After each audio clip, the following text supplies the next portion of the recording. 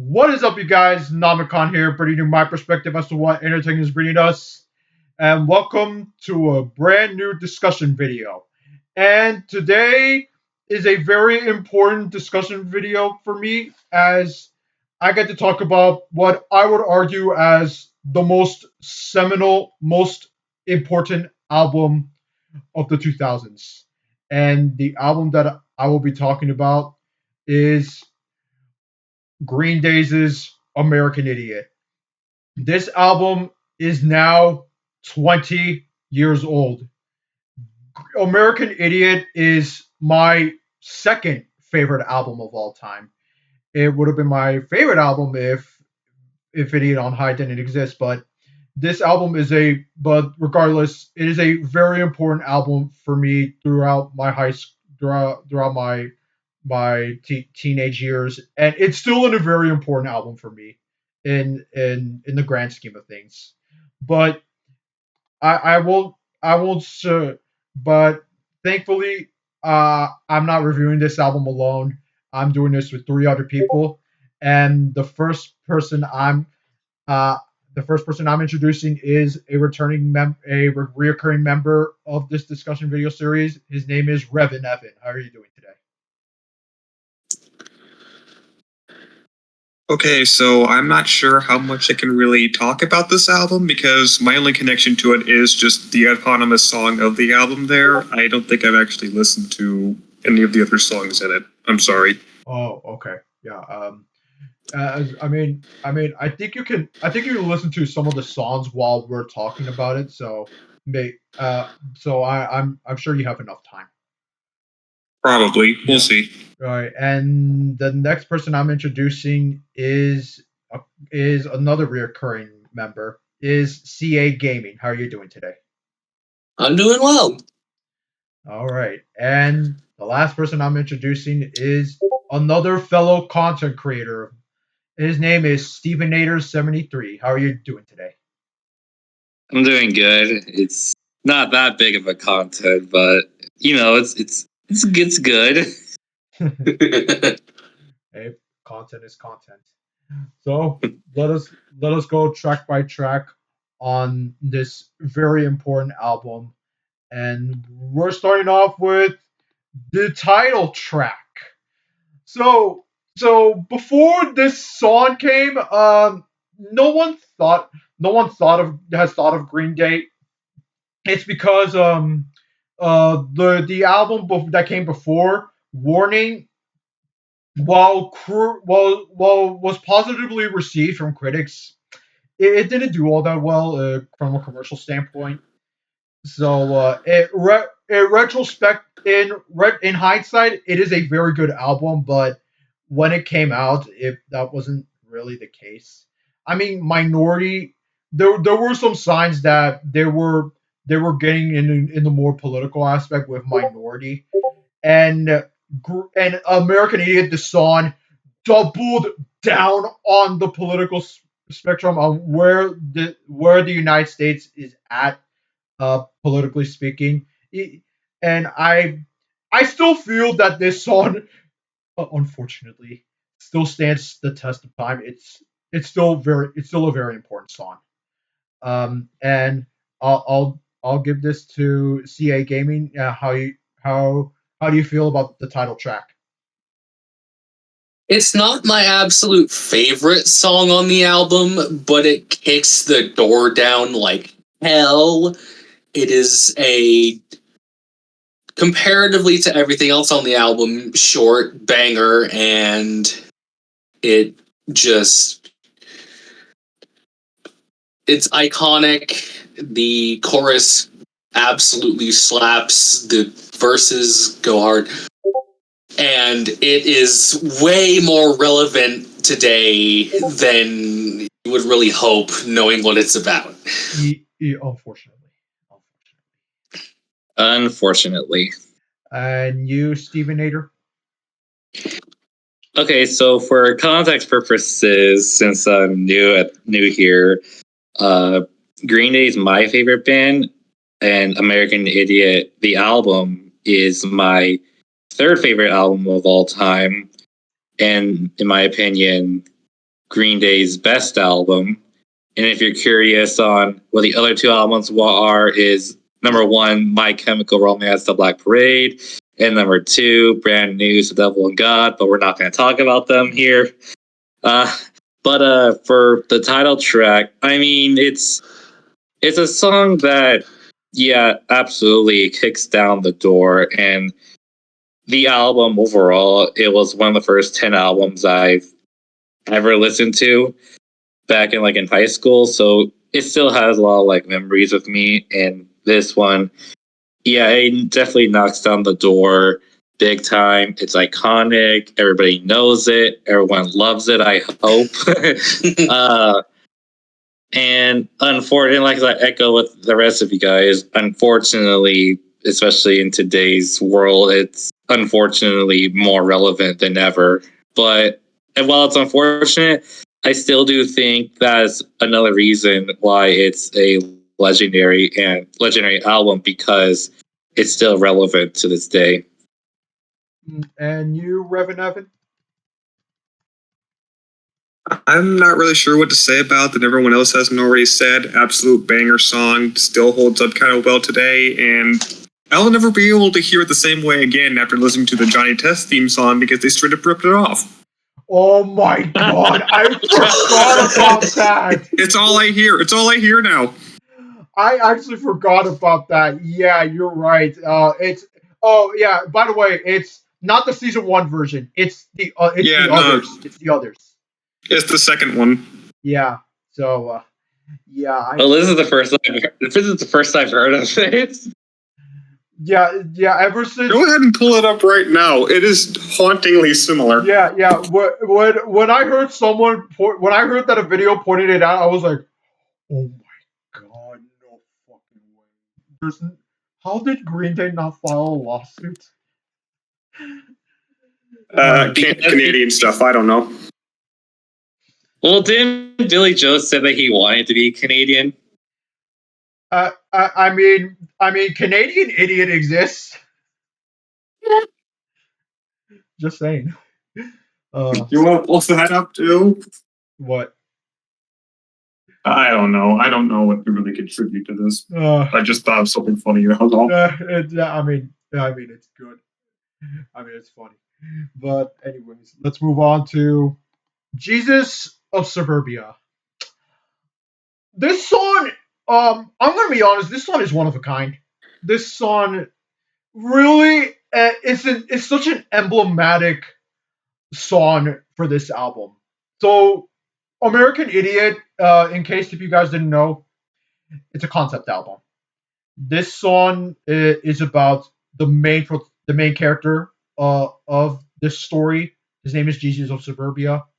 Yeah, he lives in the suburbs, and he's getting really bored of the neighborhood, and he wants to get out. He wants to get out of it. He wants to get out of the neighborhood. That's basically what this song is about. It's 9 minutes of pure fucking masterclass done by Billy Joe Armstrong, Trey Cool, and Mike Burns. It is there's like 5 parts, but it all meshes into one incredible, emblematic 9-minute piece of work that is so masterfully done. I cannot understate how amazing this song is, and I'll pass it off to CAGaming, and maybe if she'll describe it a lot better than me. Yeah, this is an absolutely iconic song as well. It is a 9-minute epic composed of five parts. The first part, the part that it takes the full name or the full song's name from, absolutely kicks the door down, like we said for the previous song. And it's also just like Sorry, I'm not the best at describing things. You said I might describe it better than you, but I'm not the best at describing things. Fine. But that part is it kicks the door down and then it moves into part 2, City of the Damned, which is a little bit of a slower part, and it's more somber.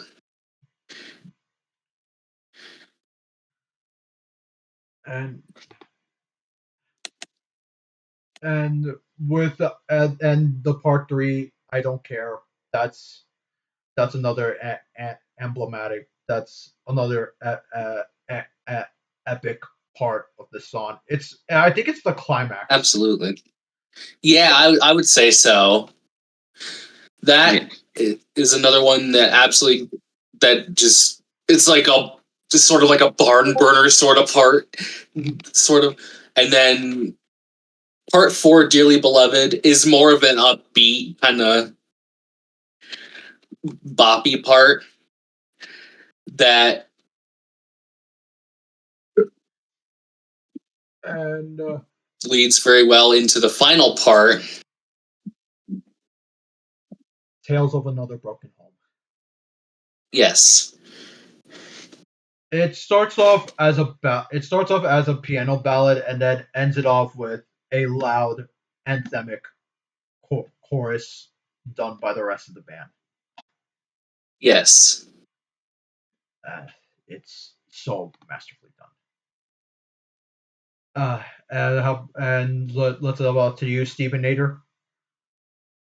Yeah, this is an absolute masterpiece of a song, a work of art, if I would say so myself. I'd say it's like the first of like the super long songs with the multi parts that I first was exposed to when listening to this album for the first time. It's really good when you have a song that that's long, that's all like say over like 5 minutes or so, but every single part of it flows so well and it's so fun that it flies by instantly. It's something that I can say for a lot of other bands with long songs like Periphery or Porcupine Tree, just like compare of how long their stuff is, but it goes so well. It's the same case with Jesus Suburbia, and all 5 parts, everything is just really just amazing. Jesus Suburbia is great, is fun, and then it gets the ups and downs from City of the Damned to I Don't Care, but as long as it's about me, Dearly Beloved, Tales of Another Broken Home. I mean, like, all of it is just, it's another iconic track, and you could say that this whole album is iconic. But yeah, it's a masterclass of Green Day, and I do wish that they made more stuff like this currently, but it's fine. And you, RevinEvan? I don't really think I can say anything about it because I actually haven't listened to the rest of the album. Could I just pull it up in another tab and just give my impromptu thoughts as I'm listening to it? Yeah, of course. Either that or I don't know. My headphones are working really weird today. I don't know how much longer I can really stay on the. Oh, we'll see. I see. Let's move on to Holiday. This is a classic. This is an iconic track, and I think it's still relevant because, in case if you didn't know, this is an anti-war song. Is it? It is a very fun. It is. It is an anti-war song. A very fun anti-war song. Okay, so I did actually listen to this one, but I never got that sort of vibe off of it. Maybe it's just because I haven't listened to it in like 2 years. I don't know. Yeah. When I listened, this is one of the first Green Day songs I have heard. So I did listen to it during its prime. I'm old enough to remember that, and So Old. You're old. You're not that old. Come on. Yeah. So yeah. I did not know that song was by Green Day. I just thought that was a very fun pop rock song, but I didn't. Not only I didn't know it was by Green Day, I didn't know it was an anti-war song. But yeah, this song is so good. It is so fucking good. I love everything about this song. The lyrics, the production, the chorus, the guitars, everything is this song is pop punk perfection at its absolute core. I'll pass I it mean, on. you could say that for like the whole album, really. Yes, absolutely. Or for just Green Day in general. Okay, I wouldn't necessarily say that. I mean they are the kings after all. So yeah, I'll pass it off to CAGaming to tell her thoughts on Holiday. Holiday is one of my favorites on the album. It is a anti-war banger, and I have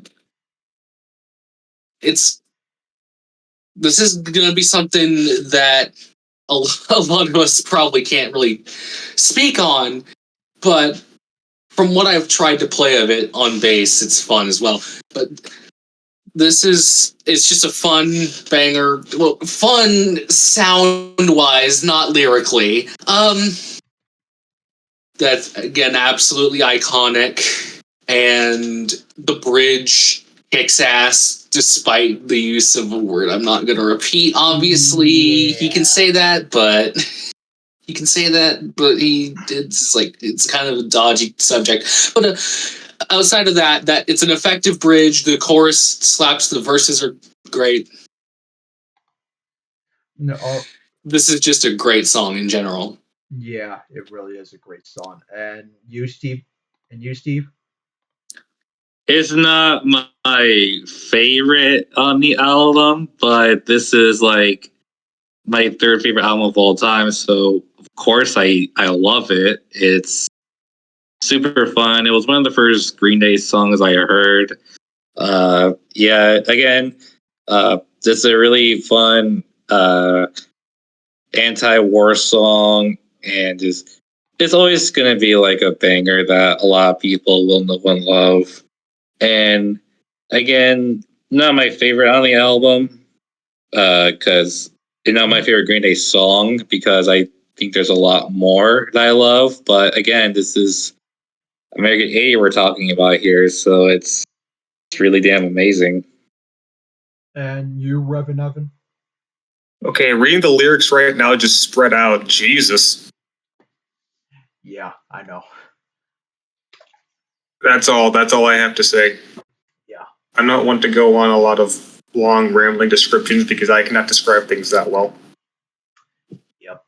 All right. Let's move on to let's move on to a song that is not political. Let's move on to a song that's not political, rather than what was the state of the world. I would say Boulevard of Broken Dreams. No, it's a hot take for me to say this. This is the most iconic song of the 2000s. I know it didn't top the Hot 100, but this song for me really exemplifies the 2000s. For me, it's just the. I think for me, it's just the dissatisfaction of the world, how people feel about the world, their governments, its people, everything. They have. It just feels hope. It just screams hopelessness, and I feel that it really epitomizes, it defines the 2000s, and it's I, I can't really I can't really describe it because I know it, like I said, it never topped the Hot 100, but I still stand my case that this is the most iconic song of the 2000s. Everyone knows this song. It's a song that really, really defines the 2000s for me. And even people that don't listen to rock all that much, they know this song. Even people that don't grow up in this era, they know this song. It's an emblematic piece of It's an emblematic piece of the decade, and I can't really just I can't and this song is about Jesus of Suburbia just rethinking his life, I believe, and just going over how depressed he is, and it I think it just it's an emblematic of where the people were at the moment, and it's still the message still resonates to this day, and that's why I feel this is the most iconic song of the 2000s, and I'll pass it off to CAGaming. Yeah, I would agree that it's one of the most iconic of the 2000s, at least. It is an excellent, slower song that I completely get why it resonates with so many people and why it was so popular back in its day, because it is just masterfully done, and it is just, I don't really have much else to say other than that, to be honest. All right, Stevenator.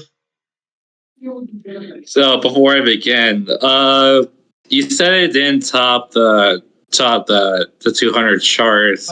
Wasn't there like, or well, what'd you say it was? It Hot 100. It never went number one. It went number two, Oh, but it never went number one. didn't the Crazy Town song stop it from being number one? 50 Cent. Oh, 50 Cent. Oh, Candy okay. Shop specifically. Okay, you know what? I'm gonna sue. I'll sue him later. But anyways, for the song, fun fact: this is actually my favorite song ever. So Really? yeah, obviously my favorite Green Day song and my favorite song ever. So yeah, I would agree with this being the most iconic song of the 2000s for sure. It's it's one of those things where it's like, in a way that the character and the story of Jesus Suburbia at this point was written from a different perspective, from a character point. But it's also kind of one of those things where it does resonate with someone, and it does feel like, in a way, it was kind of like made specifically for that certain demographic and listener, including myself. It's it was always my favorite Green Day song back then, even before I heard the rest of their albums, and still to this day, everything about it is basically the definition of a masterpiece. It's just an incredible song that I definitely owe a lot to, and it's definitely my favorite. Like I said, my favorite song ever. And whenever this is uploaded, if anyone in the comments says anything about, oh, this song is mid, I will. No, I can't say that. We're not going to get copyrighted here. Say what? What were you trying to say? If you do not like this song, I will find you and politely ask you to listen to it again. Good luck, pal. Okay, I do still like the song. I'm just not going to say it's my favorite. All right. I mean, as long as you like it, that's fine with me. Is that all? Is that all you have to say, RevinEvan, or do you have more? Honestly, yeah. All right. Yeah. Oh yeah. Fun fact about this song: there is an I don't know if the mashup is official or not. There is a mashup, and it's a very popular mashup. It's called Boulevard of Broken Songs. So the mashup mixes not only Boulevard of Broken Dreams, it mixes Wonderwall, Sing for the Moment. I think it was Trying to Reach You. I know it was a song by Travis, by a band called Travis. Um, there was one more there was one more song. It's on the it's on the tip of my it's on the tip of my tongue, but yeah, that is a very popular mashup, and I go back to that mashup whenever I want to. It's an excellent mashup. I do recommend it. All right, let's move on to Are We the Waiting? So if I have to choose a least favorite song for American Idiot, I would probably say Are We the Waiting?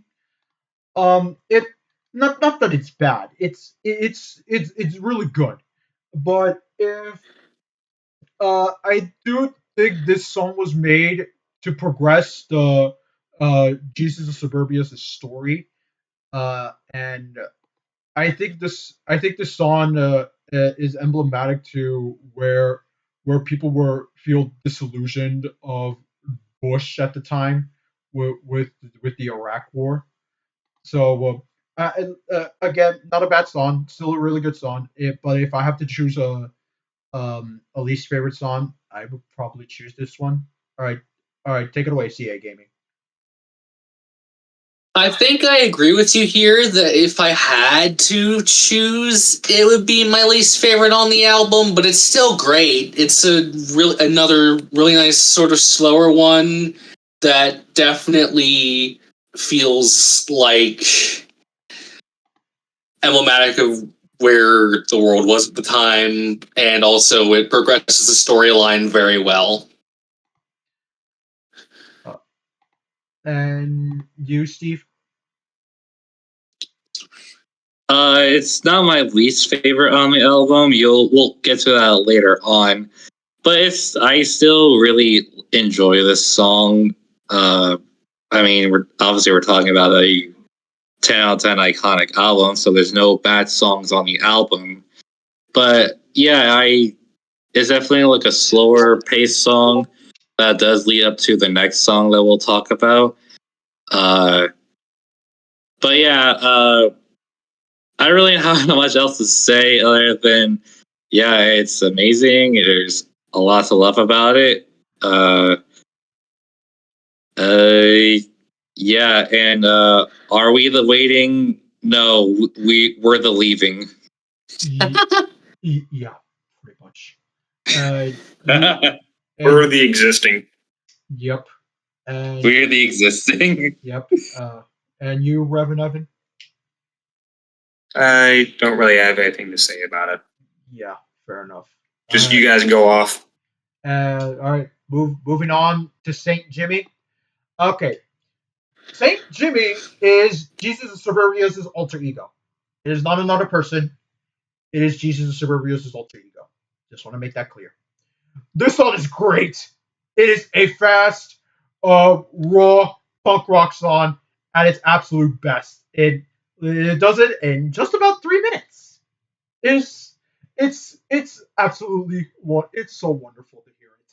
Absolutely wonderful. It it kind of reminds me of their earlier of Green Day's earlier days, but my my God, it is so my ears were blessed when I heard this song. It is so good.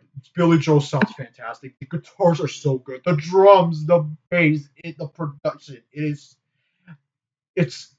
so masterfully done. It is so masterfully done.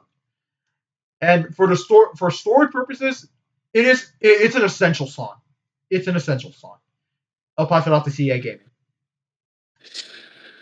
I agree. This is an essential song for story purposes, given that this is really just showing how he's gone off the deep end. And also it's just an absolute punk rager that just slams, and the The vocal melodies are awesome. The guitar slaps. The drums go crazy. It's just like, this is just an absolute punk rager, and it's probably one of my favorites on the album. All right, Steve. Yeah, I mean, it's Saint Jimmy. I mean, like, it's a banger. It's especially, and another thing I do want to point out about the album was, especially for some of the songs where they immediately transition to each other so seamlessly. I love it when an album does that. And from Are We the Waiting to immediately going into Saint Jimmy really effortlessly, especially that beginning part, it just gives you like this big adrenaline boost for a absolute banger for what Saint Jimmy is. It's super fun. I really love how just fast paced and just in how insanely like tight everything sounds. Just everything about it is fun. And one thing I haven't mentioned yet was I saw them live in 2021, and I'm pretty sure they played this song. It's so much fun live as well. Oh, I can. Any sort of band is a lot better live. At least as far as I'm aware. Yeah, they're even better live in the studio, and that says a lot for like a band that's like made a lot of great music. And in terms of story, yeah, it's basically essential for the story. And I'll close out my thoughts by saying, it's Saint Jimmy. Don't wear it out. Yep. And you, RevinEvan? All I have to say is, based on how you guys are describing it, are all the songs supposed to be interconnected in some way? Like they're different parts of an overall story being told throughout the album? Yes. So as I said, it's a concept album. Concept albums have a story. Although there is one song that is not part of the storyline, although that's debatable, honestly. But get into that later. Oh, okay. All right, and the next song is "Give Me Novocaine." So this song is essentially Jesus of Suburbia wanting to get fucked up. It's a drug. It's him wanting to get high. It's a drug trip. Yep. It's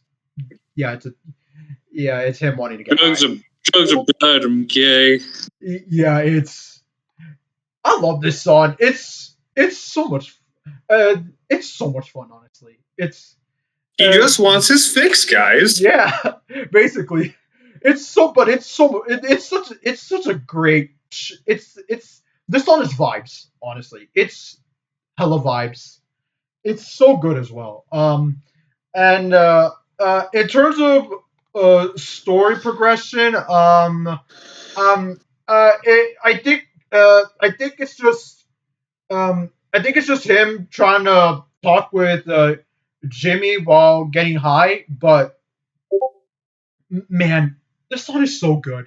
I love that guitar solo too. That guitar solo is so good. It's it's such a fun song.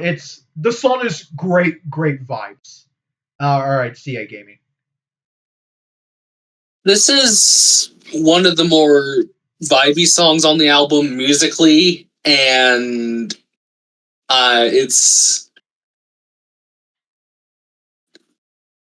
sorry, my brain locked up for a moment there. Take your time.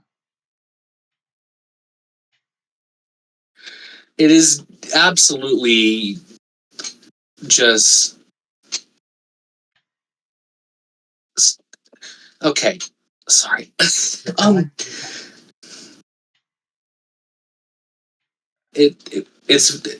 very vibey. The melodies are great, and it is kind of gut wrenching because it is basically just him wanting to get fucked up out of his mind. But it's just It's a great song, regardless. All right, Steve. This was always one that I resonated with and I always came back to. It's definitely one of my favorites on the album for sure. And just kind of the calm, but also kind of just depressing nature of the song and how it all correlates to the story. It's something that I've definitely resonate with a lot in terms of the emotion that's in it. And it's always been like a top favorite of mine on the album in terms of the story as well. And the guitar solo is great.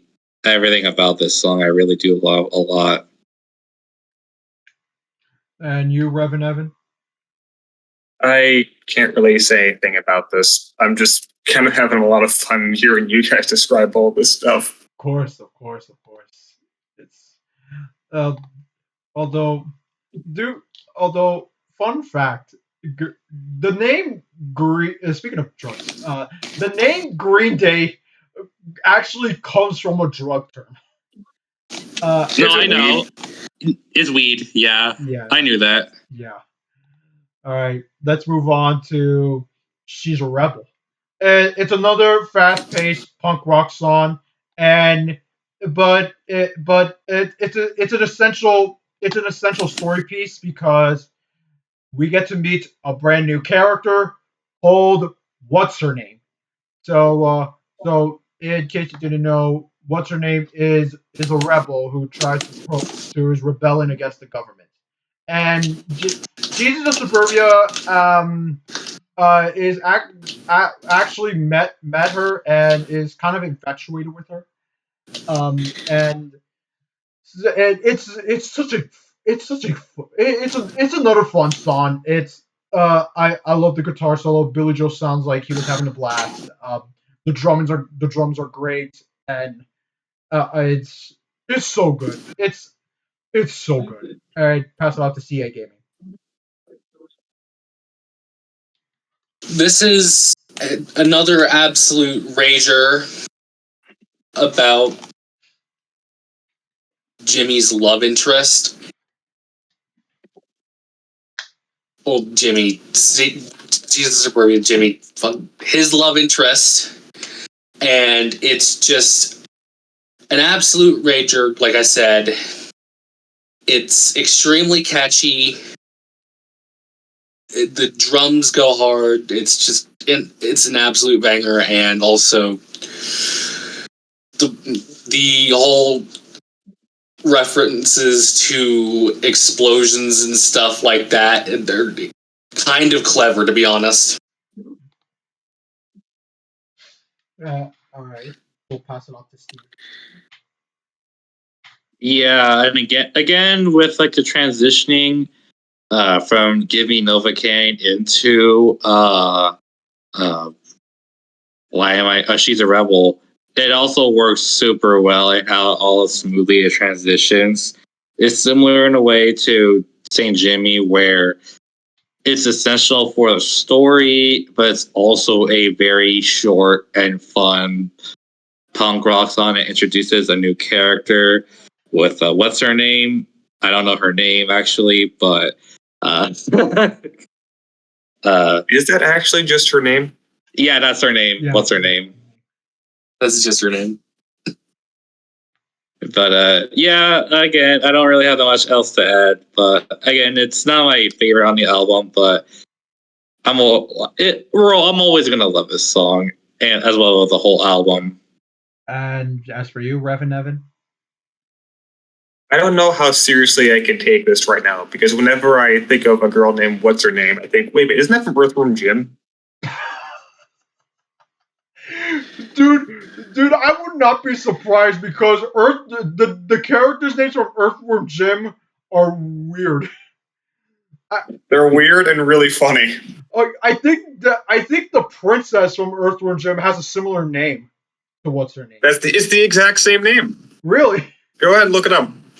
Yeah, Princess. What's her name? Right? Yes.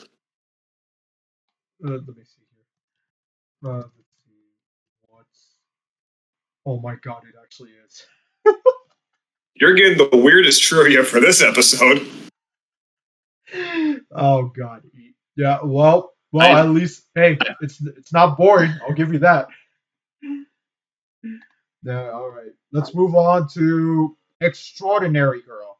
So, Extraordinary Girl is another essential piece to the storyline, and so this is where Jesus of Suburbia talks more with what's her name. I think they confirmed that they're in a relationship. So yeah, I really love this one. It's I think it goes kind of in a different direction, but it does feel in the same tone as the rest of the songs in American Idiot. It's kind of a slower song, but and the guitars sound completely different from the rest of the album, but that does not mean it's bad. It's great. I'm glad that they went in a bit of they experimented a bit in this song. There is a long intro in this song, but trust me, it there's a reason why they do that. It does serve a purpose. I think I think it's because I think that segment is because Jesus of Suburbia is starting to realize that he's in love with what's her name. So yeah, great, fantastic song. I cannot recommend this song enough. Another one of my favorite deep cuts. And I'll pass it off to CAGaming.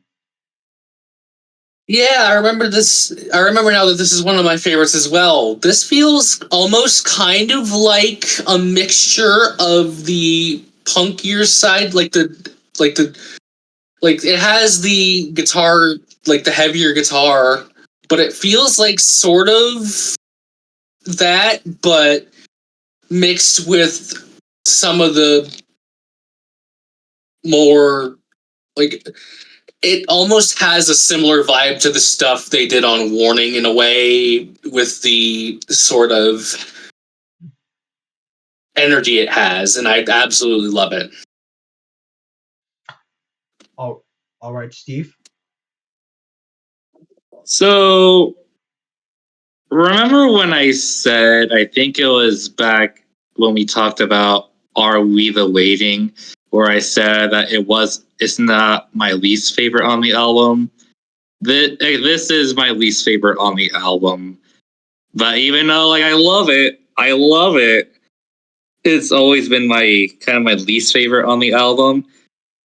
I just think that all the other songs are better, but it's still amazing in its own right. Uh, yeah, I think that's really all I can say. Just like it's still amazing, and it is amazing. Don't get it twisted. I think it's my least favorite on the album, but again, we're talking about an incredible album here. That's right. Something had to take the bottom spot, inevitably. Yeah, Yep. that's And you, RevinEvan? I have no comment on this right now. You guys are the experts for this. Yep. Okay. We move on to Letter Bomb.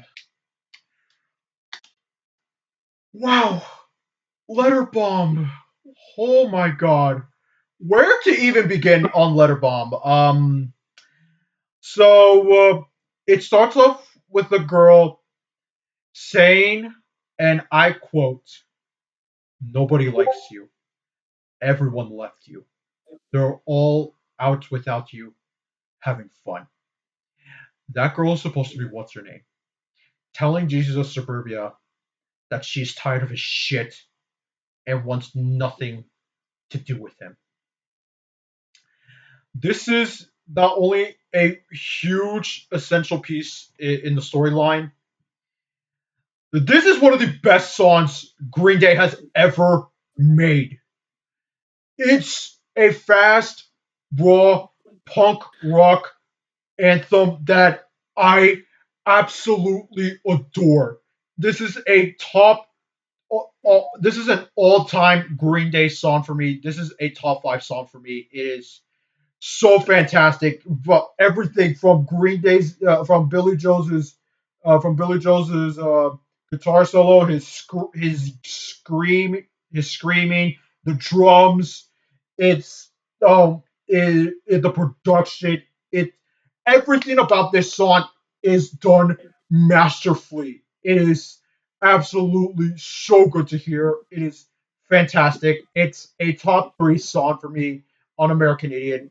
Fantastic and an absolute fantastic 4 minutes of pure bliss. And I'll pass it off to CAGaming.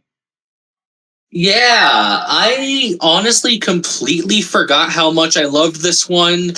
This is one of my favorites on the album as well, and the vocal harmonies are an absolute highlight on this one for me, and the energy is fun, and it's just such a good it's such a good vibe, despite being like, I don't want to deal with your shit anymore kind of thing. But the song itself is just like the music itself is just such a nice vibe. Right, right. All right, Steve. Yep, this is definitely one of the best songs on the album. I would probably put it in my top three on my favorites here. Just so much about this song from the story perspective to the music and how everything just comes down together. It's a definition of a pinnacle moment of the album where everything changes and the music does it in such an incredible way that you just can't help but just absolutely love just every single moment of a song like Letter Bomb. And you, RevinEvan? Based on how you guys are describing it, this just sounds like the "You Serve Zero Purpose" song. Yeah, Yeah, that's basically that kind of really is what it is. Yeah, You serve zero purpose. Yep. Let's move on to the last single on the album. Wake Me Up When September Ends. Remember when I said that there is a song that has nothing to do with the storyline, although that is debatable? This song is it. So, what is this song actually about? This song is about the death of Billy Joe Armstrong's father and how Billy Joe himself reacted. Billy Joe, after Billy Joe's passing, the funeral, Billy Joe went straight home. He went to his room. He stayed there for a long time. He did not want to get out. And when his mother told him to get out of the room, Billy said, "Wake me up when September ends." I when you take that into context, it's so absolutely heart. This is a heartbreaking song, and the craziest thing is they were trying to get this song uh, together as early as Dookie, but Billy Joe wasn't emotionally ready until American Idiot, and it's this song.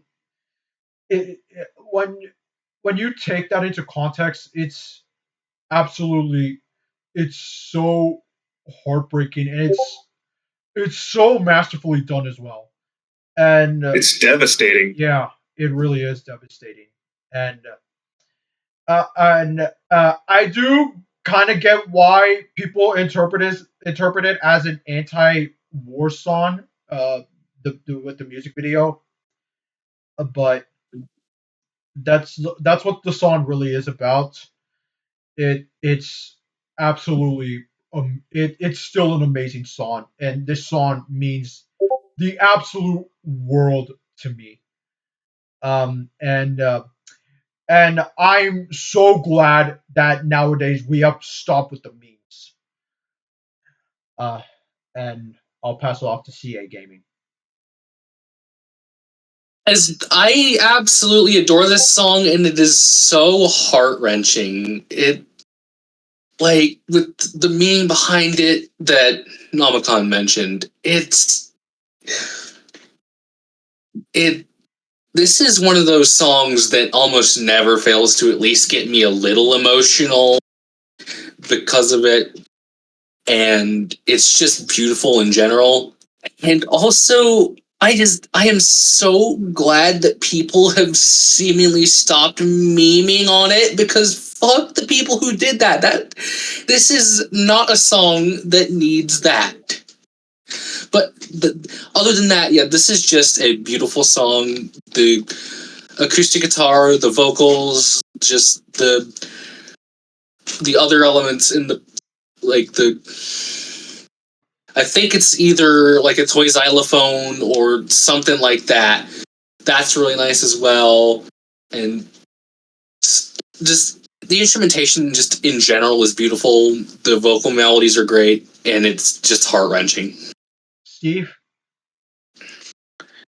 Oh my god, this song just breaks my heart every time I hear it, man. This is it's definitely one of them. It's definitely one of those songs that whenever I hear it, it definitely makes me tear up a lot. Especially if you've lost someone that you care about, no matter what's the age. It definitely tugs on the heartstrings a lot, and I remember back then, and this was like before I even like probably when I was like 7 or something like that. I always thought that this song was about the 9/11 terrorist attack, because September happened in 9/11. That's why I thought back then. But then I really found out that, oh shoot, this is about his father dying, and I was like, and then it just took a lot different meaning. It's a very emotional song that I definitely love, even though story wise, it's not a part of it. As for you, RevinEvan? Honestly, I just thought of it as kind of a rather slow song and not meaning that much. But now knowing a lot of the further context of how it was made and what it was supposed to represent, it's actually getting me a little misty eyed. Yeah. I'm Yeah. understanding the song in a completely different way now. Thanks, guys. Of course. Of course. I Yeah, this song is I'm glad that the memes stopped, honestly. I swear, if anybody still does the memes, just like, the hell's wrong with you? Yeah, I think I'm glad that more and more people are becoming aware of what this song is actually about. Hence why they stopped with the memes. And now we move on to Homecoming. Homecoming is something that I never did at my school. Homecoming is my favorite song on the album. It's my favorite song made by Green Day. It's another 9-minute epic. And honestly, I think this is better than Jesus of Suburbia. It serves as the album's climax. And like Jesus of Suburbia, there are 5 parts.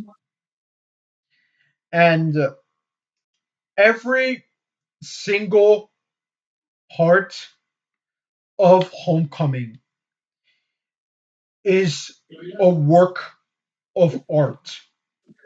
It should be on this. It should be talked about on. It should be talked about on the musical landscape as some of the greatest songs of all time. It's it's that important to me. Homecoming is everything Green Day has done for American Idiot all into one song, with the death of Saint Jimmy, East 12th Street, Nobody Likes You, done by Mike Dirt, Rock and Roll Girlfriend, done by Trey Cool, and We're Coming Home Again. And the way the song starts and ends, I can't think of a much better way to end the song. This is, if I want to show what if I want to show someone what Green Day are actually capable of, like someone who's only heard the singles, I showed them this, and I will not regret my decision. It is a 9-minute song filled with so many. It's everything that I wanted in a Green Day song, and I'll pass this off to CAGaming.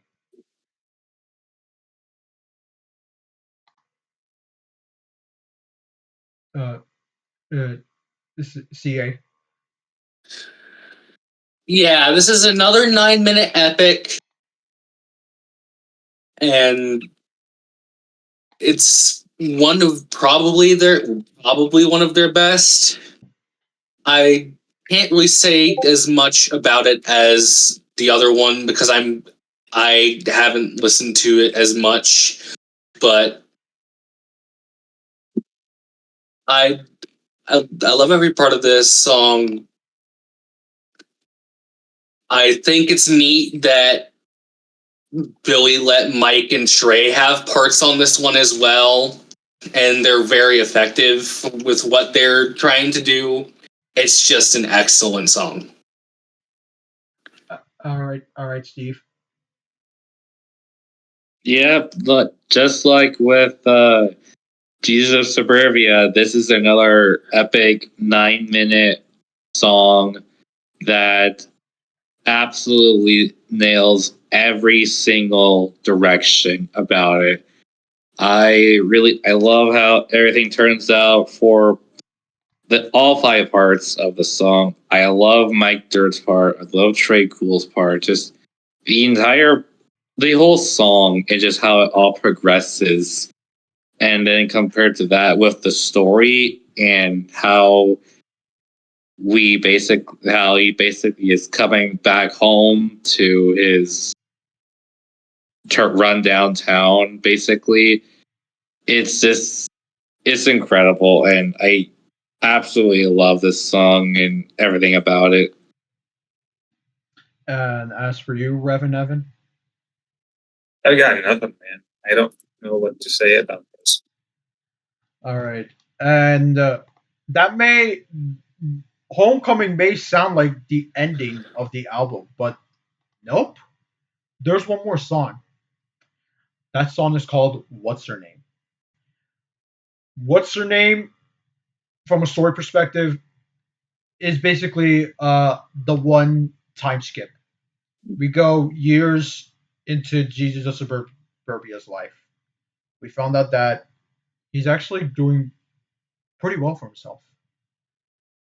But there's one thing that he there's one thing that stuck in his memory.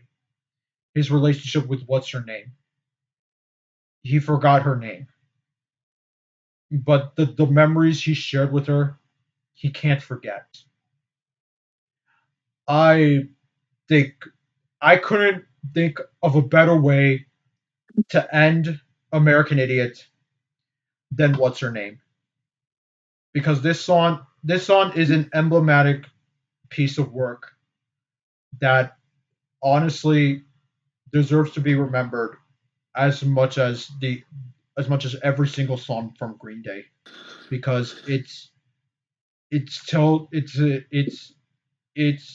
of the final chapter come to a conclusion done in a masterful and meaningful way, and I loved everything about it. It starts slow, it starts somber, but the second half was where the song really picks up, and that guitar solo, it really it whenever the guitar solo comes, I get emotional, and It's and what Billy Joel says in this song, the no regrets are useless in my mind. And that line has stuck with me ever since I've heard this album when I was in high school, and I I love everything about this song, honestly, and I really think "What's Her Name" is one of the greatest songs Green Day has ever made. I really love this song. I'll pass it off to CAGaming. Yeah, this song is a perfect way to end the album. It has the exact vibe that an ending track should have. It starts somber and then it kicks down the door again, like a lot of the songs do. But it has this sort of it has like the kind of nostalgic vibe, and it's just an excellent closer. Uh, all right, Steve. I have a lot of personal relationships with this song. I definitely have related to it in the past from past crushes that I've had back in the past in high school, and then like many years down, like many times down the road when it's like all in the past. Uh, there I always like have those things in my mind. I was like, oh, I wonder how this person's been, or I wonder like who if they're with anyone, and it's definitely another one of those cases where, in terms of the story, it may not be made directly about the listener or even Billy Joe Armstrong, but is able to transcend and relate to a lot much more broader audience. I definitely really love this song in its entirety. I think it's an amazing closer for American Idiot, and I definitely do get emotional whenever it reaches the end. And then it makes you just want to just go back and listen to the album again. As for you, RevinEvan. I don't have anything to say about it. Okay, and I'm sorry. yeah, it's fine. And that's it. And before we end the video, I just want to ask the rest of you guys, how were you introduced to Green Day? And I'll start. So there were a couple of songs that I was introduced to Green Day to. Good Riddance, Holiday. There were then 21 Guns. Those were the three main songs that introduced me to the band. I knew of those. I mean, I knew those. I knew those songs. I knew of Green Day, but I didn't connect. I didn't connect the two. I didn't connect the dots. So it came to me. So it came to me when I was in high school. I also knew about them thanks to the Simpsons movie, and I'll pass it off to CAGaming to see how she was introduced to Green Day. I believe I was introduced to them either through my dad or through my sibling having one of their albums, or either that or hearing them on the radio at the time. This would have probably been around 2009 or 10 originally, but I didn't really listen to most of their stuff until years later. But I originally heard about them around then through either radio or one of my family members playing some of their stuff. Steve. It's basically similar to kind of like how you guys are. I heard some of their singles from American Idiot and Dookie on the radio, and I didn't really like listen to the rest of the songs until later on, where I got curious and decided to check them out. And over time, I've just really just loved so much of Green Day's music to the point where they're my favorite band. And American Idiot is definitely a big album that I definitely hold a lot of merit to for myself. And as for you, RevinEvan? Okay, if you want to know my direct introduction, it was just listening to a couple of the songs on the radio when I was driving home from school with my dad. If you want to know my indirect introduction to it, I already said it earlier in the video. Yeah, can you repeat to the people who forgot? Remember when we were talking about the eponymous song and I told you something that was eerily similar to it? Yeah, Johnny Test. That was my introduction song. I was introduced to it backwards through that. Damn. Yeah, I'm willing That's a whole nother. What? I'm willing to bet that's where a lot of people were introduced to Green Day. Probably. I don't know. Through Johnny Test? Yeah. It's possible. And also the Simpsons movie. That's where I knew. That's where I heard the name Green Day from. Okay, that moment in the movie where they do show up there on the sinking ship, that was great. Yeah, it was. That was great, honestly. Their Simpsons cover is great too. It is great. But anyways, as for American Idiot itself, the album went #1 on the Billboard 200. It has reached 6 times platinum, meaning it has sold over 6 million copies in the U.S. alone. We don't. I don't know if it'll reach 7 times platinum. I mean, it's possible, but that's gonna take years. American Idiot is so influential to the music industry. It has a documentary. It has a musical. There were some rumors that there was gonna be a movie based off of it, but I don't think uh, I don't think it I don't think it I think the rumors were fake. But anyways, American Idiot is a goddamn masterpiece. It is the dare I say it's the greatest pop punk album of all time. I will fight you on that. So Do we consider the Black Parade by My Chemical Romance a pop punk album? yeah, yes. Okay, then I will fight you on that. But the Black Parade is also a masterpiece, but I give them American Idiot the edge. Okay, well, I guess Namaka's not invited to my birthday party then.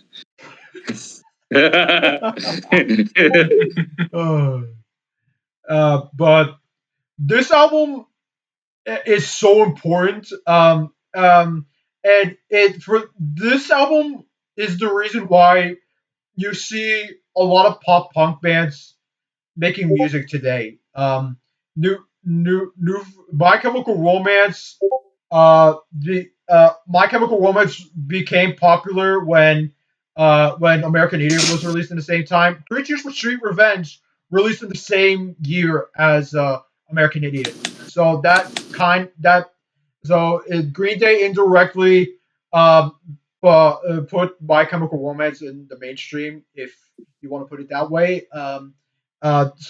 Simple Plan were still killing it. Newfound Glory were still killing it. Fall Out Boy were making a big splash, along with Paramore. Panic, but I do not call them a pop punk band. I will fight you on that.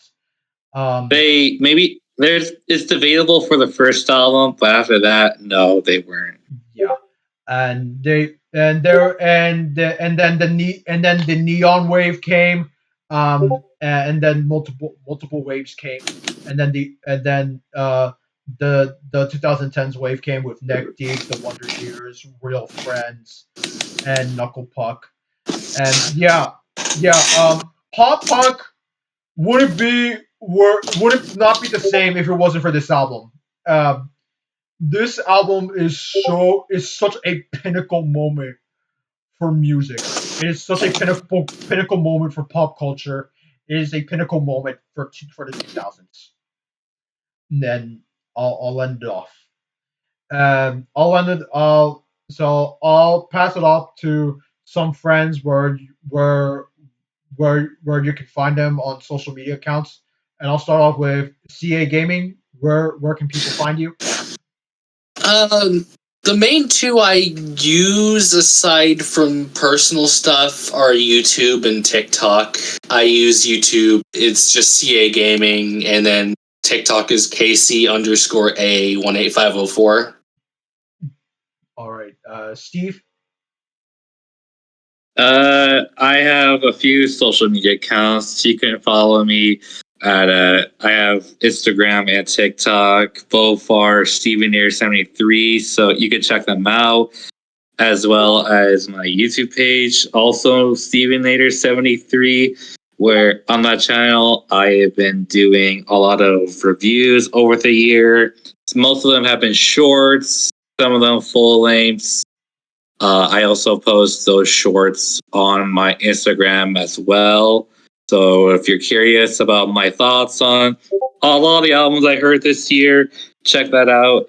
In terms of new content that's going to be coming, for new videos in December, year-end list season coming up. So I had my annual 3 videos I'm making for the year.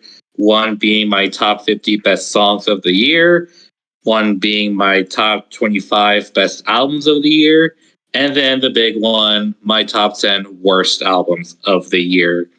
So if you're curious for what I think was the best and the worst, subscribe to that channel and tune in. Also, sometime this month or sometime near in December, I will have my full length review of the new Linkin Park album from Zero.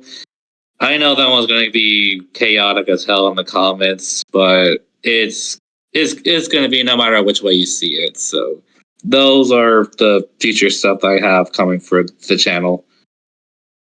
And for you, RevinEvan. You can find me on my YouTube channel at RevinEvan300. I don't really upload there that much because I'm incredibly decisive about what kind of content I should make. All right. That is all. All right. And as for me, you can follow me on Instagram, backlog in the letterbox down in the description down below. And if you somehow have not listened to American Idiot, I'll put the link to the album down in the description down below on YouTube Music, Spotify, Apple Music, any streaming service. I'll put the link to the album down in the description down below because this album is essential. It is a must listen. It is an album you must listen before you die. All right. And this is Namacon. I'm signing out. Peace out, you guys. Hope you guys have a great day.